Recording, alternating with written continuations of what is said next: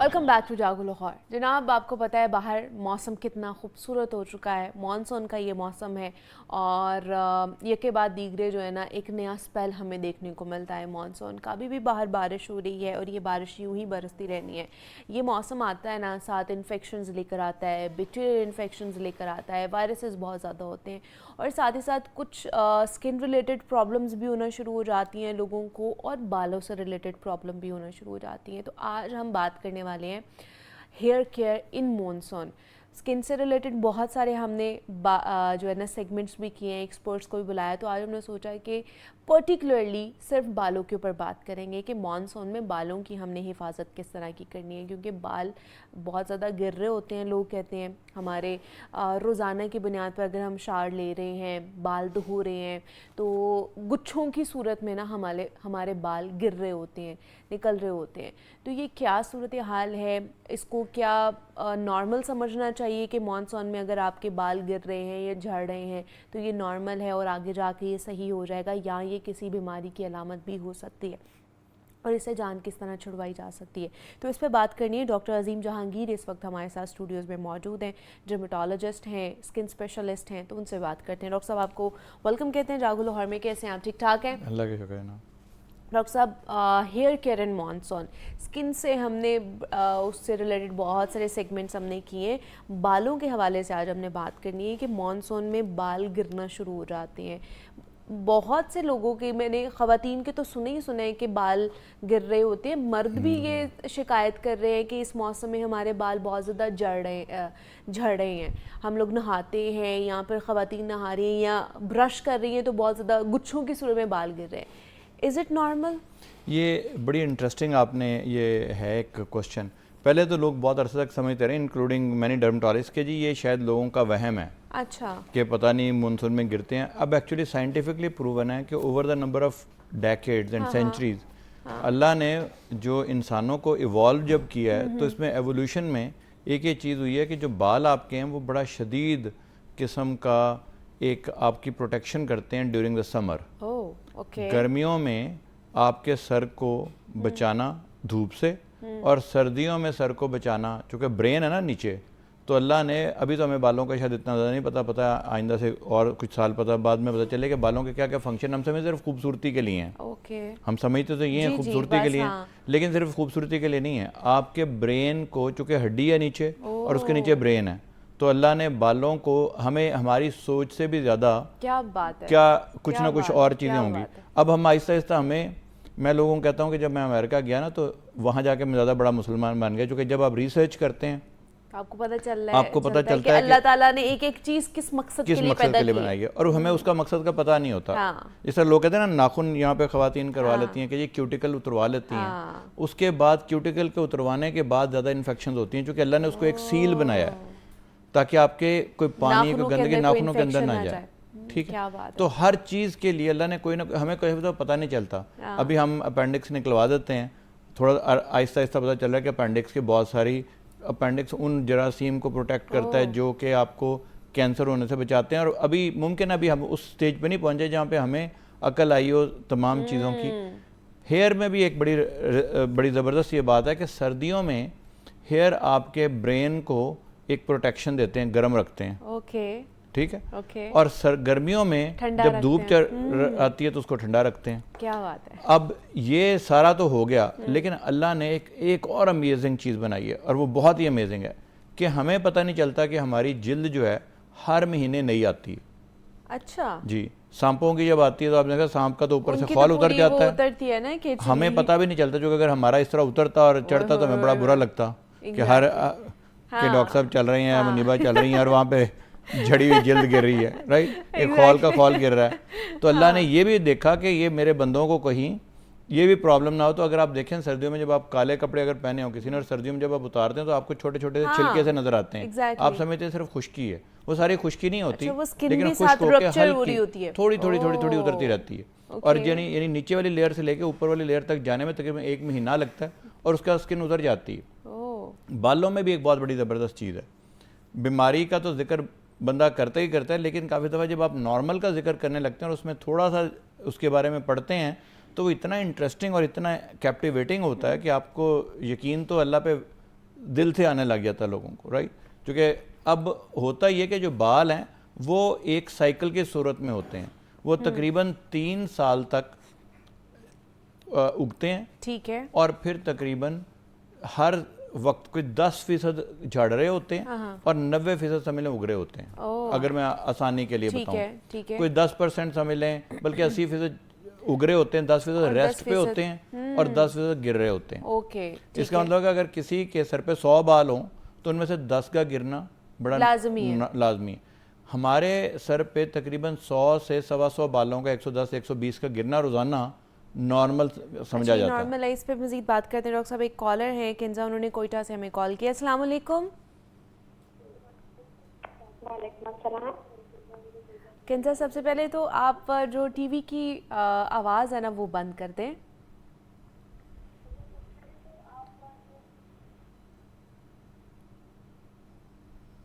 आपको आवाज़ आ रही है किंजा? मेरे ख्याल से उन्होंने ड्रॉप कर दी है। किंजा, आप दोबारा से कॉल कर सकते हैं।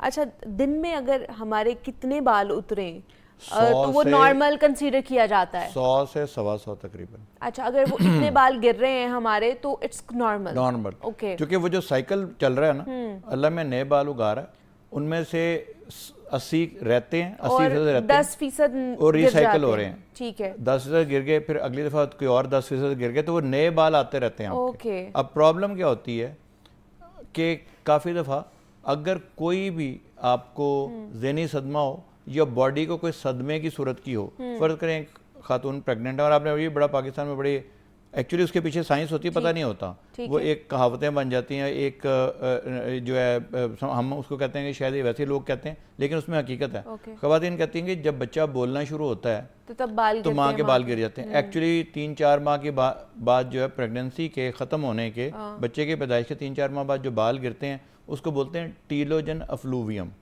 इसी तरह लोगों को जब कभी डेंगू होता है या टाइफाइड हुआ, उसके बाद भी बाल गिरते हैं। एक्चुअली वो जो सारे बाल होते हैं जो कि 80% उगरे होते हैं, वो अचानक एक शॉक में चले जाते हैं। इसको हम शॉक लॉस भी बोलते हैं, टीलोजन अफ्लूवियम। वो सारे के सारे बाल गिर जाते हैं, फिर दोबारा आ जाते हैं, लेकिन आने के लिए आपके जिस्म में जिन चीज़ों की ज़रूरत है बालों को बनाने के लिए, गिर तो गए, वो तो चाहिए होती हैं ना। अच्छा, तो क्या ऐसी चीज़ें हमारी बॉडी में होनी चाहिए या फिर हमें इनटेक करनी चाहिए जो हमारे बालों की सेहत को बड़ा अच्छा रखती है? पहली बात तो ये कि जो आपने इस मौसम की बात की, तो जब सर्दियों में बालों ने आपको हिफाजत दी, फिर आ गई गर्मियाँ, पहले मार्च अप्रैल आया, अब ज़ाहिर अल्लाह मैंने उस वक्त भी बाल नहीं गिराए, क्योंकि आपने बाहर जाना है, आपको फूल बड़े अच्छे लगते हैं और आपने एंजॉय करना है, तो आप गंजे नहीं जाना चाहते। फिर आ गई गर्मियाँ, गर्मियों में भी आपने हिफाजत की। अब बरसात में लगता ये अल्लाह मियाँ कि हम तो सिर्फ इमेजिन ही कर सकते हैं और सोच सकते हैं कि क्या उसमें हिकमत होगी।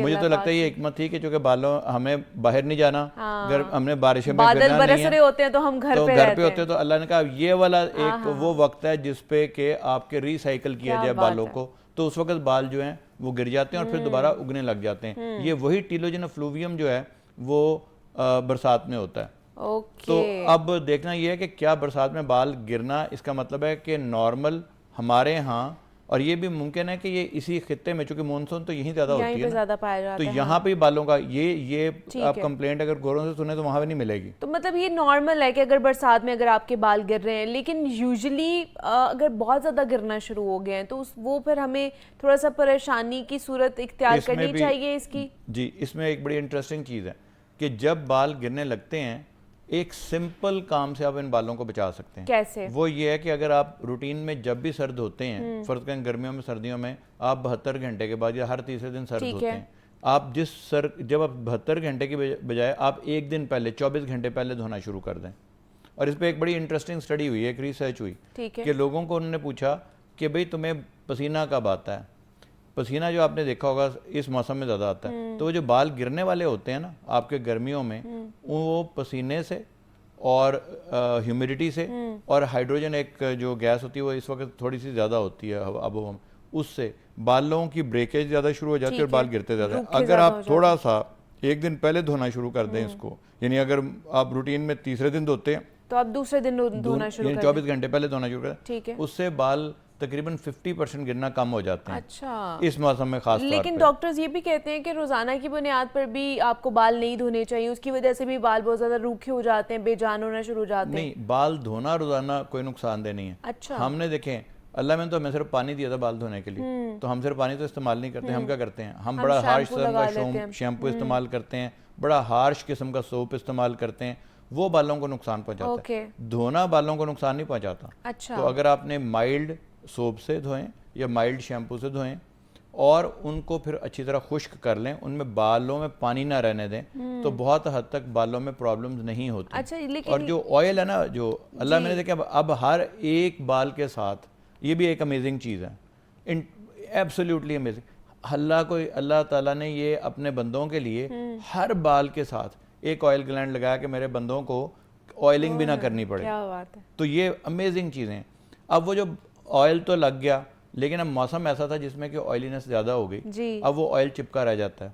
वो जब ऑयल डिग्रेड होता है, उसके ऊपर थोड़े से बैक्टीरिया अमल करते हैं, तो वो इरिटेशन करते हैं। आपने देखा होगा जब भी ऑयली होता है, कुछ लोगों का बाल में खारिश शुरू हो जाती है। वो जो तो हल्की सी इन्फ्लेमेशन है, वो भी बालों के लिए अच्छी नहीं है। तो जब आप ऑयल को ऊपर से हटा देंगे, यानी ऑयल तो रहे लेकिन एक्सेसिव ऑयल जो उतार देंगे, तो वो भी बेहतर हो जाएगा। ठीक है। तो बालों को धोना माइल्ड सोप से धोना या माइल्ड या सल्फेट फ्री शैम्पू से धो लें। सल्फेट फ्री शैम्पू से धोएं, अगर कुछ भी ना हो बगैर चाहे सोप से धो लें। अच्छा। लेकिन धोना बड़ा जरूरी है। और दूसरी एक और बात कि जो जब आप बालों को खुश्क करते हैं ना, जो धोते हैं, शदीद गर्म पानी से ना धोएं, और अगर नीम गर्म पानी से धोएं, लेकिन आखिरी में जो वॉश है ना, वो हल्का सा ठंडे पानी से करें। अच्छा, मतलब ठंडे पानी से जो है ना बालों को धोना चाहिए, आखिरी वॉश। ओके। और इसी तरह जब आप बहुत ज़्यादा ब्लो ड्राई करते हैं, तो वो तो समझ लें आप सत्यानाश कर देते हैं बालों का, क्योंकि वो जो बाल जो हैं वो डेलिकेट स्ट्रक्चर है। जिस तरह धूप बालों को, हमारी जिल्द को काला करती है ना, समझ लें जो धूप में, अब तो यहाँ तक रिसर्च है, अब पहले तो मजाक में कहते हैं कि मैंने धूप में बाल सफ़ेद नहीं किए,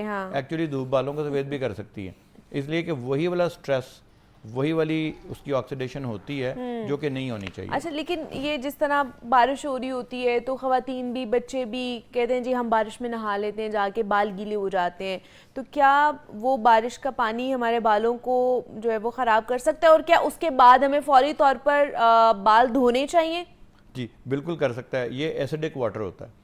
अच्छा। ये जो पानी है ये नहाने के लिए ठीक है, थोड़ी देर तक लगा रहे, बड़ी अच्छी बात है, लेकिन आपको कुछ लोग कहते हैं जैसे वो अब हो गए, बाल साफ हो गए तो अब नहाने की जरूरत नहीं है, बाद में शावर लेने की जरूरत नहीं है। वो बालों जरूर बहुत ज्यादा जरूरत है। अच्छा, एक्चुअली जरूरत से ज्यादा जरूरत है। उसकी वजह ये है कि जो पानी वो वाला जब आपके बालों में जमा रहेगा, वो पानी जो है वो एसिडिक वाटर होता है, वो बालों की जड़ों में जाके थोड़ा सा उसको ख़राब करता है, इन्फ्लेमेशन करता है। तो इसलिए नहाना ज़रूर नहाया बारिश में, लेकिन उसके बाद एक शावर लेके साफ़ सुथरे उससे और उसका खुश्क कर लें बालों को दोबारा।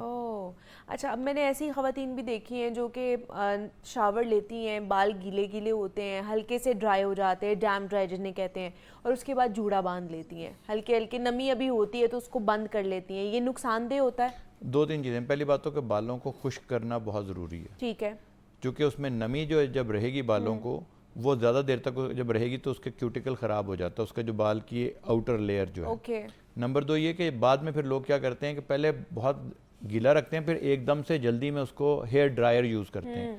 अगर आप बालों को एयर ड्राई करें, नॉट हेयर ड्राई करें, एयर यानी आप खुद से खुश्क होने दें, ठीक है, और उसको बहुत ज़्यादा हार्श तरीके से ना खुश्क करें, तो बाल ठीक रहते हैं। ठीक है। बहुत ज़्यादा ड्राई करना, ब्लो ड्राई करना, बार बार ब्लो ड्राई करना जो है वो बालों के स्ट्रक्चर को बहुत ही ज़्यादा ख़राब करता है। और हम दो चीज़ ना अलग अलग हमें देखनी चाहिए। बालों का उगना एक अलग चीज़ है, ठीक है, और जो बाकी जो लंबे होना वो जो उनका अलग चीज़ है। अच्छा। जब आप ऑयलिंग करते हैं तो ज़्यादातर ये जो ऑयल लोग लगाते हैं, कहाँ लगाते हैं? बालों की जड़ में तो लगाते ही नहीं ना, वो तो लगाते हैं बालों के स्ट्रैंड्स पे, यानी बालों के धागे पे, समझ लें। वो जो है उसका अपनी केयर है। ठीक है। लोग काफ़ी दफ़ा समझते ही हैं कि अगर हमारे बाल, देखें जब तक बाल अच्छे उगेंगे नहीं वो लंबे कैसे होंगे? अच्छा। लोग समझते हैं कि जो लंबे बाल हैं उनको जो हमने कर लिया, एक्चुअली बालों की जड़ का उसमें ताल्लुक है। तो बालों का जो उगना है वो, और ये भी बता दूं कि जिस तरह जिल्द को देख के आपके बंदे की सेहत का पता चलता है ना, किसी शख्स की सेहत को अगर आपने देखना हो तो आप उसकी आंखों से, जिल्द से अंदाजा लगा लेते हैं। एक्चुअली उसके आप बालों से भी अंदाजा लगाया जा सकता है। एक कॉलर हैं जान अली, उन्होंने हमें कॉल किया। अस्सलाम वालेकुम। जी वालेकुम अस्सलाम। जी क्या सवाल करना चाहेंगे, क्या पूछना चाहेंगे? सबसे पहले तो मैं बहुत शुक्रिया अदा करता हूँ कि मैं जागो लाहौर डेली देखता हूँ और ऑफिस में बैठ के, तो बहुत अच्छा प्रोग्राम है आपका, अल्लाह पाक कामयाबी दे। थैंक यू, तो बहुत शुक्रिया। बात ये है कि अभी मेरी जो है ना एज वो 27 ईयर से थोड़ी सी प्लस है, तो मेरे बाल जो है ना ये वक्त से पहले सफेद हो रहे हैं और बहुत ज्यादा गिरे हैं। इस हवाले से डॉक्टर साहब से मेरा सवाल है कि कोई मुझे अच्छा सा जो है ना वो नुस्खा बता दें या कोई मेडिसिन बता दें। मैंने बहुत ज्यादा इलाज करवाया है लेकिन अभी तक मुझे कोई भी फर्क नहीं पड़ा। ठीक है जी, जान अली साहब बहुत शुक्रिया। आपका जो सवाल है उसका जवाब दे देते हैं। जी डॉक्टर साहब। अच्छा देखिए, दो तरह के जो मर्दों में जो बालों का गिरना है उसकी आज से 8-10 साल सफेद पहले होना, सफेद होना कह रहे हैं। जो गिरना है मर्दों में बालों का, आज से कोई 10 साल तक इसमें बहुत ज़्यादा हमारे पास एडवांसमेंट्स नहीं थी। ठीक है। रिसेंटली बहुत सारी एडवांसमेंट्स अब आनी शुरू हो गई हैं, जिसमें आपने देखा होगा कि एक्सोसोम्स भी शुरू हो गए हैं, थ्रेड्स भी शुरू हो गए हैं, PRP भी शुरू हो गया है। लेकिन ये तमाम चीज़ें उस वक्त हैं जब आप बुनियादी वजह को देख लें। तो मर्दों में जो जेनेटिक हेयर लॉस है, ये एलोपेशिया एंड्रोजेनेटिका जो है, ये मोरूसी हेयर लॉस है, वो उसकी सबसे बड़ी वजह है। ठीक है। और वाइट क्यों हो रहे हैं आजकल यंग जनरेशन में? वाइट समझ लें वो बालों की प्री मेच्योर एजिंग हो रही है। हमने खाना पीना गलत कर दिया, हमने सोना उठना बैठना सभी कुछ तो गलत कर दिया, तो ऑक्सीडेटिव स्ट्रेस जिसको बोलते हैं उसकी वजह से बालों में कमजोरी भी आ रही है और कम भी हो रहे हैं और वाइट भी हो रहे हैं और सफ़ेद भी आपके बाल होते जा रहे हैं। तो स्ट्रेस और इन सारी चीज़ों को कम करें, आपके ऑटोमेटिकली सही हो जाएंगे। डॉक्टर साहब हमारे